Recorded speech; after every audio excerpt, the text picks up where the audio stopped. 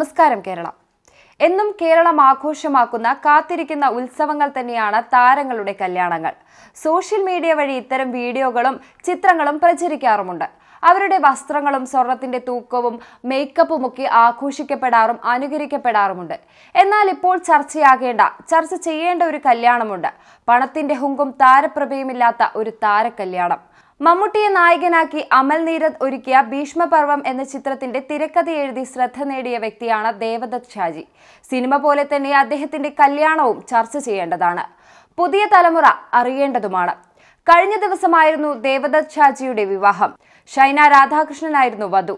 Chittur sub registrar ഓഫീസിൽ വെച്ച് നടന്ന വിവാഹത്തിൽ ഇവരുടെ ബന്ധുക്കളും സുഹൃത്തുക്കളും മാത്രമായിരുന്നു എത്തിയിരുന്നത്. ഒരാചാരങ്ങളോ ഒരു തരി പൊന്നോ ഇല്ലാത്ത ഒരു കല്യാണം. ഒരൊപ്പിലൂടെ അവൾ ദേവവധുവായി.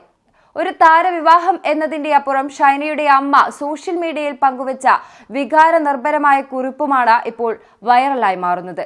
ഇങ്ങനെയായിരുന്നു ആ എഴുത്ത്: എന്റെ തക്കു വിവാഹിതയായി, ആചാരങ്ങളില്ലാതെ, ഒരു തരി പൊന്നുപോലുമില്ലാതെ. ചിറ്റൂർ സബ് രജിസ്ട്രാർ ഓഫീസിൽ വെച്ച് ഏറ്റവും പ്രിയപ്പെട്ടവരുടെ സാന്നിധ്യത്തിൽ ഒരു ഒപ്പിലൂടെ അവൾ ദേവവധുവായി. തക്കു ദത്ത, എനിക്ക് നിങ്ങളെക്കുറിച്ച് അഭിമാനം.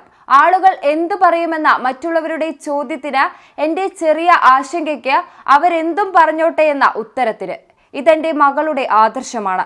ഇത്തരത്തിൽ അഭിമാനത്തോടെ ആ അമ്മ എഴുതിയ വാക്കുകൾ കേരളത്തിന്റെ തന്നെ വിവാഹ സങ്കല്പങ്ങളും ആദർശ മനോഭാവങ്ങളും മാറ്റിമറിക്കുന്നതാണ്.